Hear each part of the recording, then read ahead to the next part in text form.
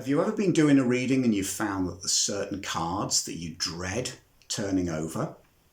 Now, if you're anything like me, that probably indicates that you've got a fear that needs to be faced, or there's a particular outcome that you don't feel you're going to be equipped to deal with if it actually comes to pass. So, what I want to show you today is how I deal with those kind of readings. It's about facing my fears, but in doing so, it's also about taking control of the deck and making it work for me in a different way from usual. So here we go. So here is our card spread. As you can see, I've drawn 9 cards. Now, anyone who works with Lenormand will recognise this kind of layout because that's more or less what I've based it on and adapted it from. Think of a simple 9-card Lenormand reading running from left to right. So on the left, we have the past. In the centre, we have the present. To the right, we have the future. Now, above, we again have the same thing, past, present and future. But these cards represent the aspects of our situation that are out of our control. Okay? Below, once again, past, present and future, but we're looking at the things that are under our control. So the centre row represents the situation itself. Now, as you can see, the 3 centre cards are already turned over. The top and bottom rows remain concealed. Now, there's a reason for that. Top and bottom, I drew in a conventional way. I shuffled the deck. I drew those cards at random. Not so with the centre row. These were picked deliberately and they've been foisted, albeit reluctantly on my part, into the centre row. Now, the reason is they're the cards I didn't want to face. They're the ones we've already talked about. They were the ones that I personally dreaded appearing in my reading. So I decided I was just going to take the bull by the horns. I was going to face those cards, pick them out deliberately and put them there. And do you know what? Hey presto, I faced them. This is the great thing. Once they're here and they're visible, for me, the fear goes out of them a little bit. That doesn't mean to say that they're particularly nice or they're welcome. In fact, they're totally unwelcome as far as I'm concerned. But they're there. And I've got nothing to fear anymore because the cards are out and they're in front of me. So what I've got, in effect, is a worst case scenario. This is the worst that could have possibly happened in my situation. So we can look at this in different ways. Now, the 8 of Cups, a walking away. The Tower, a collapse. The 9 of Swords, suffering. So we could relate this to a number of situations. This could be a relationship. It could be a job situation. It could be a family situation. Whatever the case, somebody is having to walk away or somebody is walking away from me.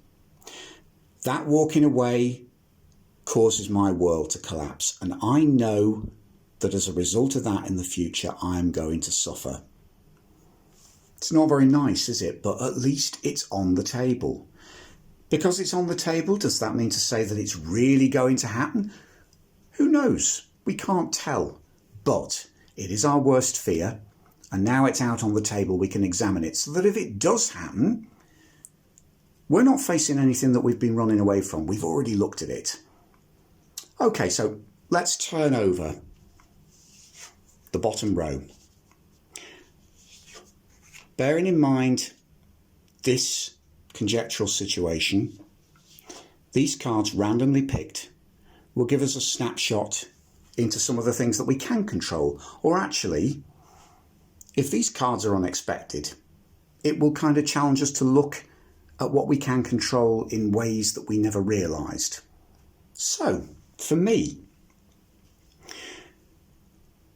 going to the past, let's just have a look at this 8 of Cups. Now, whether this is a relationship breakup, whether it's the loss of a job and me having to walk away, whether it's a family conflict that can't be resolved, any of those issues.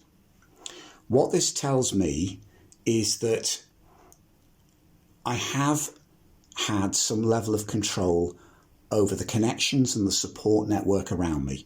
Now, the Three of Cups I view as a celebration, but I also view it as a wider metaphor for friendship. The Two of Cups I see as one-on-one relating, but when you get to three, that becomes opened out. And for me, this represents support network. So, in this past position, if I have been able to control who I let into my support network, who I have in my wider framework of friends, who is part of my logical family, what this encourages me is that despite this and the catastrophe it brings, I have had and I still have control over who I have around me to keep me supported. Now, if I've done a sensible job of that, things may be going wrong here, but I can draw on support here, which is wonderful. Moving into the present, that Tower card. What's happened here is what I feared. It is going to cause a certain amount of collapse and disruption and anguish in my present situation. Okay, what I can control. And we've drawn the Page of Cups. So that potentially shows me in a position of emotional immaturity. Maybe that has a lot to do with what's gone on here. But what it does tell me in the present is I can be open to learn from this on an emotional level. That does not make it easy, but it's also a sobering reminder that I don't know it all. I have to grow through this situation. Now, that process is in my hands. It's not necessarily what I wanted to hear, but it is a positive thing because it actually means that I do have some level of emotional empowerment, even though I've potentially got a long way to go and a lot of very difficult walls and obstacles to climb because of this. Now, moving into the future. This was the card I feared the most, the card of cruelty and suffering, the Nine of Swords. So we turned, underneath it, I turned over the Ten of Wands, which looks pretty awful in itself. But that challenges me to look at the cruelty, the oppression, the suffering I'm going through. Do I have the choice that I can cast it off my back? This is really not nice at all. But actually the appearance of this here is very encouraging to me because it says that I can actually take control of a lot of this. The burdens that are inferred here are not necessarily ones that I have to be carrying. I can cast this off if I stand up straight. So already looking at this, I would not have wanted these cards to appear in this reading at all. But just looking at what I potentially can control has allowed me to start looking at these in a very different way. Okay, somebody's walked away from me, but there's plenty of people that haven't. Yes, this is a catastrophe, and some of it might be of my own making, but I can still learn and I can still grow. The suffering that this is going to cause is inevitable, but do I have to carry this all? Can I cast some of it off? And if I can't cast all of it off, is there an easier way to carry it that actually minimises the pain for me? So let's move above.